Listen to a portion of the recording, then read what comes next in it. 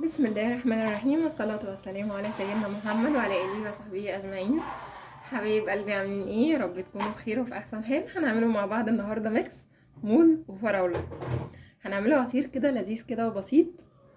وأنا عايزة أقول لكم أنا معايا هنا كوباية لبن دافية كده، وهعمل العصير ده بلبن دافي كده. هنعمله دافي كده حلو كده، مشروب دافي يدفينا، عشان طبعا احنا في الشتاء والجو برد.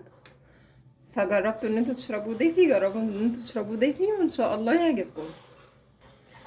طبعا انا معايا الموز ده كده مستوي. انا يعني مش مستوي قوي، هو استوى شويه، لقيته مستوي شويه كده، فقلت ايه هعمله عصير. ومعايا هنا الفراوله دي كده،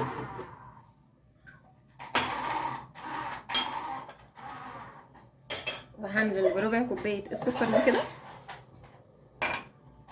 وكوبايه اللبن الدافيه دي. حبايبي هضرب العصير ده وارجع لكم تاني.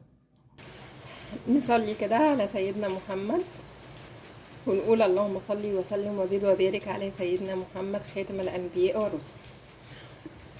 طبعا ابواب السماء مفتوحه، الدنيا بتشتي دلوقتي وابواب السماء مفتوحه. يا ريت ندعي كده لاهالينا، وندعي كده لكل مريض ربنا يشفي كل مريض يا رب.